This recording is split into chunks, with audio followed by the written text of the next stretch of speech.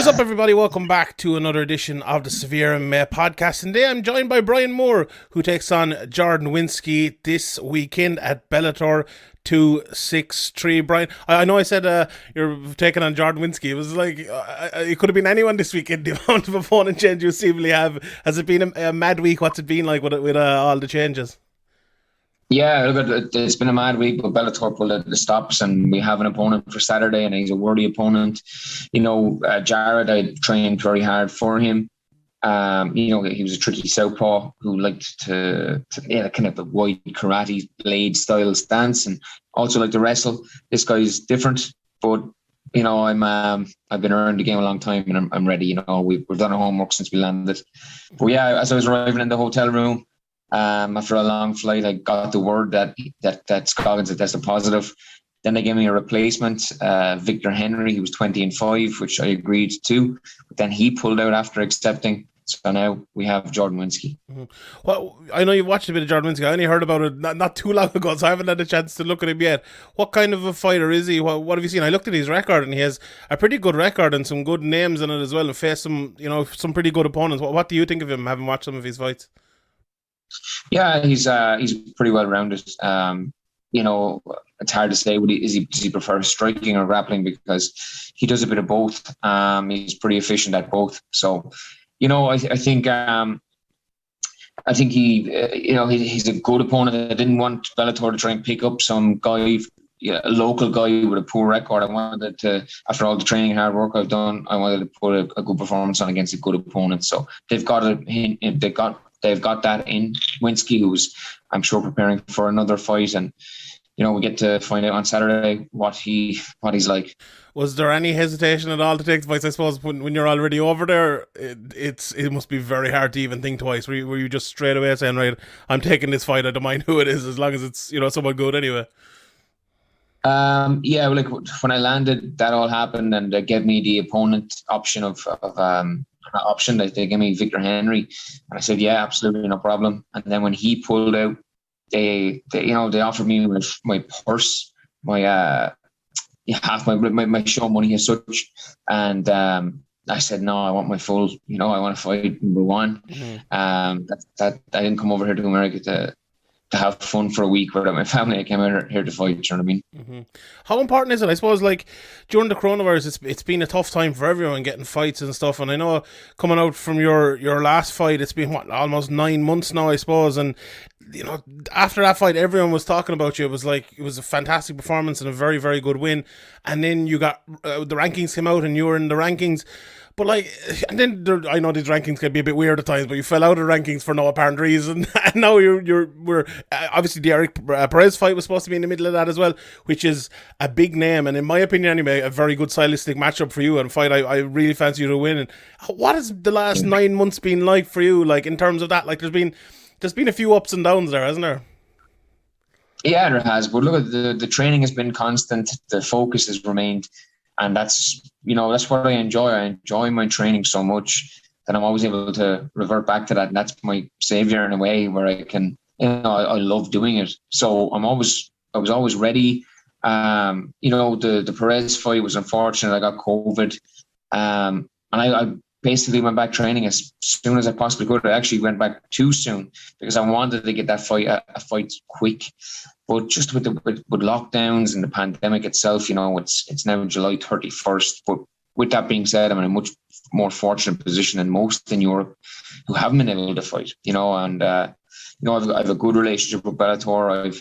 I've done good things for Bellator, and they've seen that, and they put me on this card. Quite a quick turnaround in the fact where I was meant to fight in Perez, so I'm excited, man. I can't wait. But it's been a roller coaster for everybody in the world, and especially with any MMA fighters in Europe. It's to get one fight in a year at the minute is excellent. Never mind, getting two in. Yeah. What was it like getting better from the coronavirus? Someone who's had it himself, it was grand for me because I was sitting on the couch for 6 weeks afterwards and I didn't have to do much. But for you, a high-level athlete trying to get back into tip-top shape, I know there's been a lot of people, a lot of different athletes, like from Paul Pogba to Saint Maxim in the Premier League, who found it very difficult to get back into that shape. What was it like for you after having it? Look, well, I live a very, very healthy lifestyle, but I think, I got it while I was, in a quite a deficit to make my way down to bantamweight. So it probably hit me a little bit harder than it would have, than if I was just at a maintenance calorie amount and, living life regularly. But I was okay, but my throat got real bad. And as a result, my breathing was affected. And then again, I rushed back. But I knew I'd rush back. I I fucking knew I would, but I still, and I should have not. But it's, like I said, I just love training, and it was hard not to. But when I rushed back, it got worse again. But when I took the adequate time, done the right things, it was pretty plain sailing after that. I suppose it's one of those things where there's a lot of the people in your gym had it as well, and there's been a lot of kind of movement, I suppose, in the gym over the last while. Connor was only fighting not too long ago, and James has moved out to America, and Kiefer was out there for a while as well. What has it been like around the gym as someone who's I saw you on Instagram there not too long ago, and you were saying you're up and down 3 days a week, obviously from Wexford. What's the gym like these days? Is there still lots of good sparring for guys around your way? Or is there a different vibe these days than maybe than there was a while back?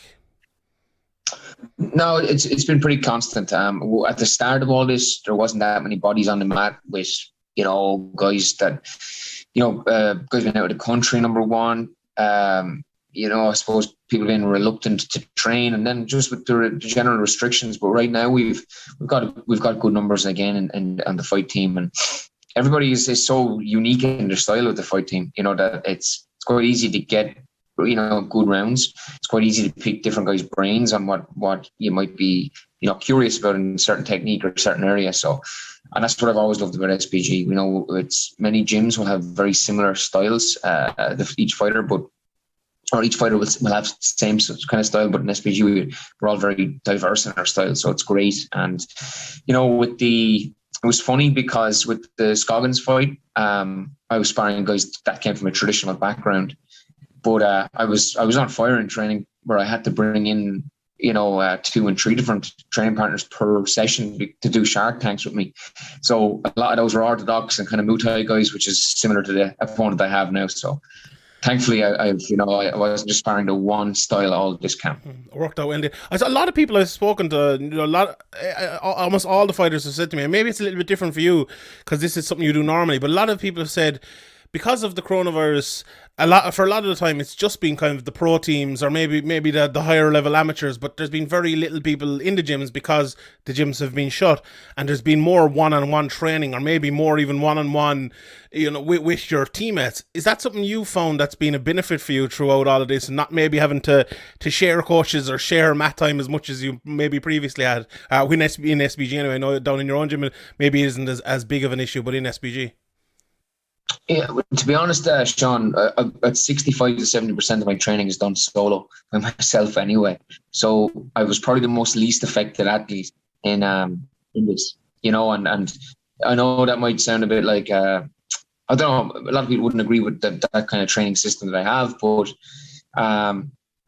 as a result, I actually feel like I've gone much, much better. And I think my performances in the last couple of years have shown that, the coronavirus happened. I had to do a lot of training by myself, but it was pretty the norm for me. You know what I mean? I have seen it in the gym though, where guys have that little bit more extra time and attention. The mats are less packed and they're able to put in more, probably better hours.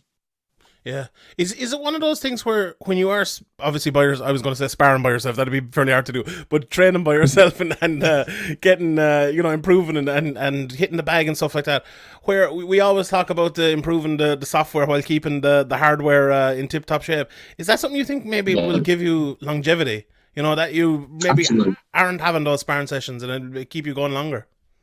Absolutely. Like back earlier in my career, I did spar hard. I do spar quite hard now, but I'm a lot more like I treat every spar like it's a fight, because not in the sense where I'm going to knock someone out, but the nerves, the intensity, I try and mimic it as best I possibly can. And what it does, it makes me really focus in on it, rather than just kind of playing as such. And I think that's what a lot of people make their mistake, that they'll spar 2 and 3 times a week, but they don't take it serious enough and they get hit a lot more. You know what I mean? With the individual training that I do, and I do a lot of pad work and things like that with my striking coach, I think that really stands well to me. I feel like I've improved a hell of a lot more rather than getting into these kind of dogfights 2 and 3 times per week, where you're not really thinking about your technique or your game plan. You're more thinking about, fighting. And I don't think it's the best way, and I think a lot of fighters have proven that over the last couple of years in particular. Yeah, it definitely seems to be something that's changing. For I suppose the medium to longer term, then, like, where do you kind of see yourself over the next year? I know it's been a tough couple of years, but I suppose there is some light at the end of the tunnel. There looks like there's going to be a London card coming up. They announced that. There's talks of the Irish card coming up as well. So maybe we'll be getting back into where, people like yourself and others in Bellator will be able to get more constant fights.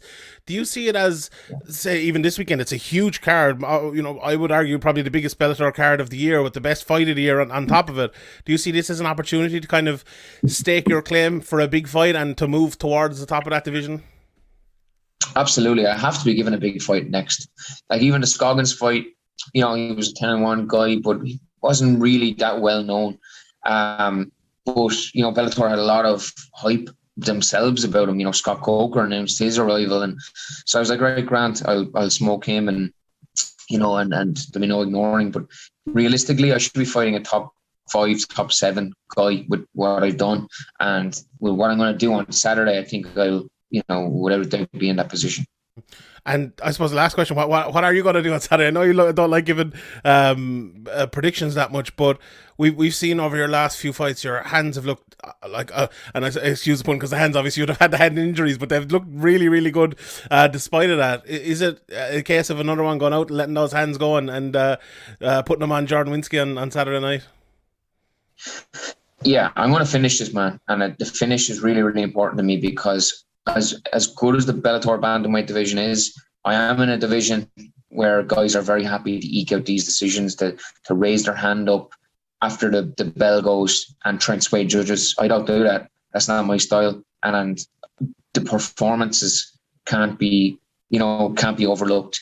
Whatever about rankings, whatever about anything else, if I'm putting back-to-back finishes, the Bellator brass and the world will have to, take note.